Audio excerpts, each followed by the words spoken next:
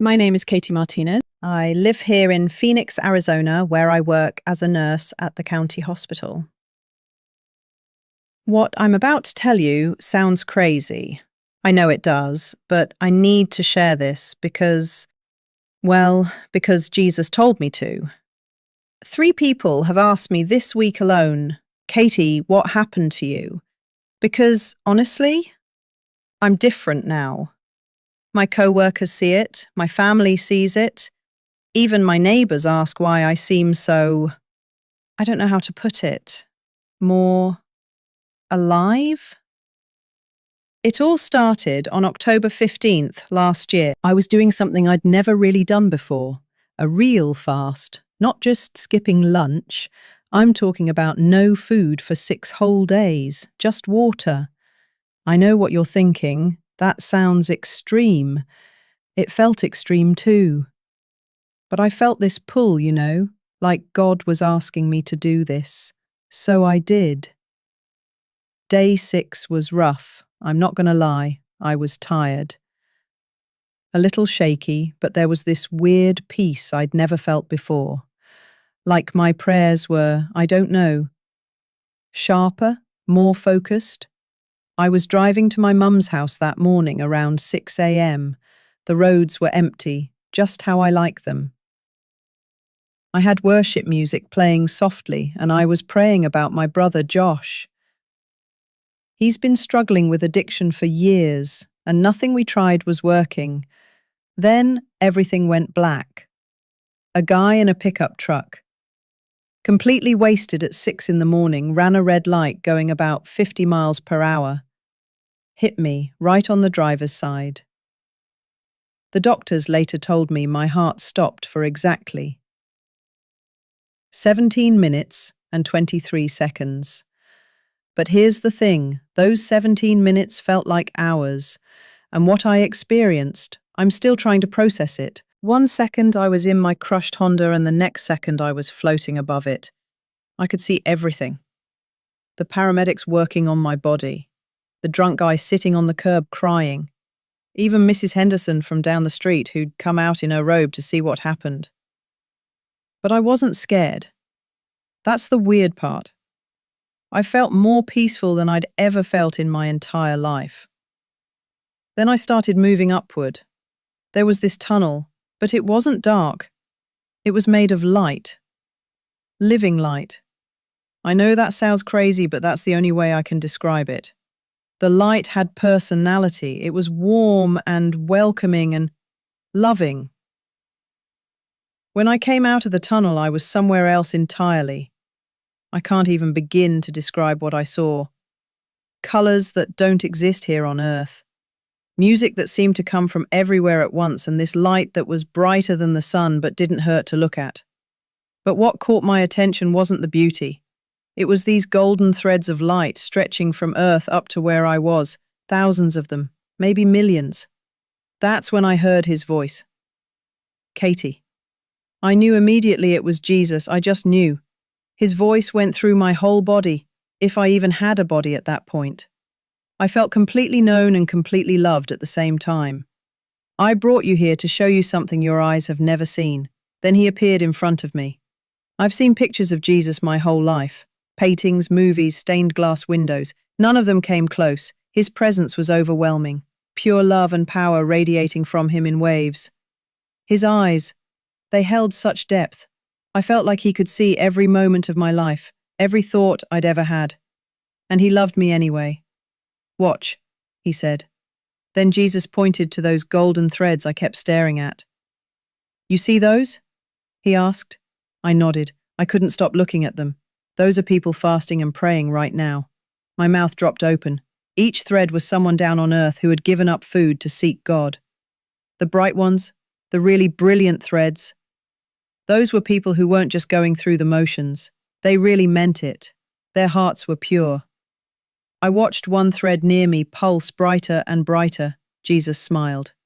That's Margaret in Ohio. Day 3 of her fast. She's praying for her grandson.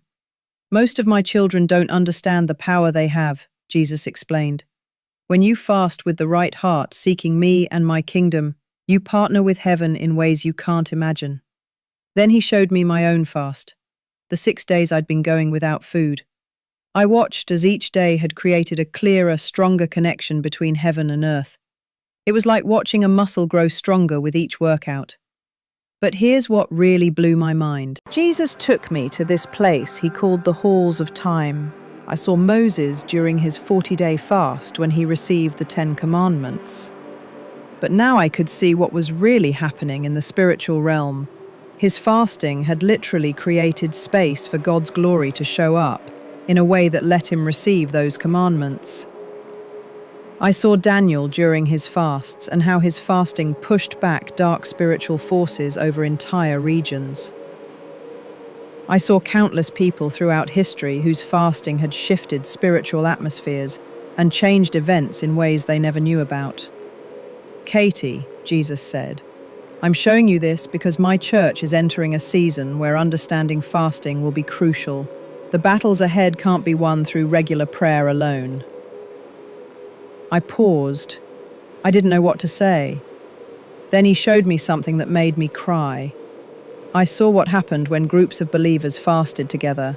It created what looked like spiritual storms of power. These combined fasts generated momentum that could shift entire atmospheres over cities and nations. But daughter, Jesus said, and his voice got more serious, not all fasting carries the same weight. He showed me different types of fasting. Fasting done for show or just out of religious duty had almost no spiritual impact. But fasting done with humility, real repentance, and a pure desire to get closer to God created powerful spiritual dynamics. Then he showed me something that surprised me even more. Fasting actually changes our spiritual DNA. When we fast, our spiritual senses get upgraded. Extended periods of fasting create new spiritual pathways that let us operate with greater discernment and spiritual authority, even after the fast is over. Many of my children see fasting as a way to get me to do something, Jesus explained. But fasting isn't about convincing me. It's about positioning yourself to partner with what I'm already wanting to do. When you fast, you tune your spiritual frequency to heaven's frequency. What Jesus showed me next was intense. I saw believers who were fasting, and they looked like they were wearing extra spiritual armor. Their prayers during fasting were like precise spiritual weapons, hitting their targets with increased accuracy and power. But there was a warning too. The enemy specifically targets people during fasting because he knows its power. Protection during fasting is crucial, Jesus said. Stay under the cover of my blood and my word. Don't fast in your own strength. Then Jesus showed me how fasting relates to spiritual authority. Each day of sincere fasting increased a believer's spiritual authority in prayer and warfare. It was like watching someone get promoted in heaven's army. Their words carried more weight, and their prayers had greater impact. Remember, Jesus said, this authority isn't earned, it's granted. Fasting positions you to carry greater authority, but the authority itself comes from me. One of the most beautiful things Jesus showed me was how fasting affects worship. During times of fasting, our worship carried a special fragrance in heaven. The sacrifice of fasting added something precious to our prayers and praise. When my children worship while fasting, Jesus explained, it creates a unique harmony with heaven's worship. Then he showed me something that made me understand why he'd called me to fast for my brother Josh. I saw how fasting breaks dark chains in the spiritual realm. These chains represented addictions, generational curses, spiritual oppression. When someone fasts and prays with faith and pure motives, these chains begin to weaken and break. For a second, I just cried. I realized God had been preparing me to fight for my brother in a way I never knew was possible. But then Jesus showed me something that brought me to tears again. Our fasting partners with his ongoing ministry of intercession. When we fast, we join him in his work in a special way, and this partnership brought him joy, actual joy. Katie, he said, When my children fast with pure hearts, it moves my heart. It's not about earning my love. You already have that fully. It's about partnering with my purposes in deeper ways. Jesus showed me how fasting creates spiritual bridges. These bridges connected different aspects of God's work, creating highways for His power to flow. Sometimes our fasting creates connections that God uses long after our fast is over. He showed me how fasting affects our spiritual inheritance too. As we fast, we clear away debris from wells of spiritual inheritance, letting those ancient springs flow again. Some people's fasting restores access to spiritual blessings that have been blocked for generations. Then Jesus showed me something about fasting and spiritual multiplication. When we fast with pure hearts, God often multiplies the spiritual impact beyond what we could imagine. One person's faithful fasting could affect an entire community, creating ripple effects that continue for generations. The spiritual impact of fasting often goes far beyond what you can see, Jesus explained. Sometimes the greatest fruit of your fasting will only be seen in eternity. He showed me how fasting relates to spiritual timing too. Sometimes God calls us to fast not for immediate breakthrough, but to prepare us for something He knows is coming. Fasting strengthens people spiritually before they even know they'll need that strength. In the times ahead, Jesus said, many of my children will need to learn to fast preemptively, not just in response to crisis, but in preparation for what I know is coming. As my time in heaven was ending, Jesus gave me one final understanding. We're entering times where understanding the power of fasting will be more important than ever. God is calling His people back to biblical fasting as preparation for the days ahead. Tell them what you've seen, Jesus commanded. Tell them that I'm calling my church back to biblical fasting. The time is short, and my people need to understand these truths. Just before everything began to fade, Jesus looked at me with such love that it felt like my spirit would burst. Remember, He said, the power isn't in the fasting itself, the power is in me. Fasting positions you to partner with what I'm already wanting to do. The next thing I knew, I was back in my body in the hospital. The medical staff couldn't believe what they were seeing.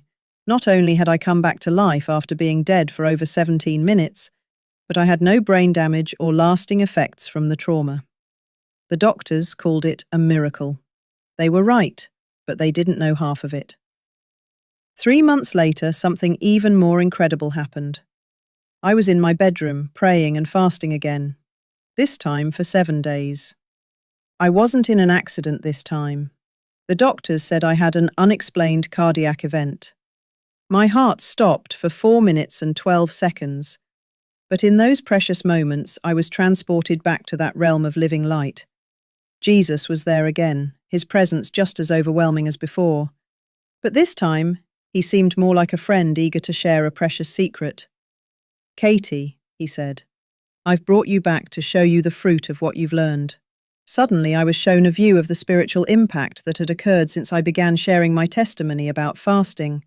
I saw streams of light multiplying across the earth. Each light represented someone who had begun to understand and practice biblical fasting after hearing what Jesus had shown me. Watch, He said, and I saw people's lives changing, addictions breaking, healing happening, relationships being restored, all through the combined power of prayer and biblical fasting. What touched me most was seeing the intimate moments between these people and Jesus during their fasts. Each sacrifice of food had created special space for deep communion with Him. Do you see? Jesus asked. What I showed you wasn't just for you, it was for my beloved church. Every truth you've shared has planted seeds that are now bearing fruit. Then He showed me something that made me cry again. Every time someone applied these truths about fasting in their life, it created a ripple effect that impacted not just their life, but generations to come. These ripples were creating waves of revival, preparing the way for something greater. The days ahead, Jesus said, will require my people to walk in levels of spiritual authority they've never known before. What I showed you about fasting isn't optional. It's essential preparation for what's coming. He revealed how the corporate understanding of fasting was creating a new spiritual dynamic in his church. As more believers began to understand and practice biblical fasting, their combined spiritual authority was pushing back darkness in ways never seen before. "Tell them again," Jesus said, "but this time tell them with the authority of one who has seen the fruit. Tell them that I'm calling my church back to biblical fasting, not as a religious duty, but as preparation for the greatest outpouring of my Spirit they've ever seen." Just before everything faded, Jesus gave me one final message. Tell them that I'm not calling them to fasting to earn my love. They already have that completely. I'm calling them to fasting because I want to entrust them with my power. The darkness is increasing, but through prayer and fasting, my light in them will shine brighter still. When I returned to my body this second time, I knew with even greater certainty why God had allowed me to see these things. This second experience left me with an even deeper conviction. Jesus is calling his church to rediscover the power of biblical fasting, not as a way to manipulate God or earn his favor, but as a means of positioning ourselves to partner with heaven in these crucial times. My brother Josh, he's been clean for 8 months now. The breakthrough came during my third extended fast after these experiences. Coincidence? I don't think so. The question isn't whether Jesus is calling us to fasting. He clearly is. The question is, how will we respond? If you're listening to this, it's not by accident. Jesus is inviting you into a deeper understanding of fasting, not as a religious obligation, but as an opportunity for profound partnership with heaven. The spiritual realm is more real than anything we can see with our physical eyes. Through biblical fasting, we can partner with heaven in ways that will impact generations to come. The time is now. Jesus is calling, and he's waiting for his church to respond.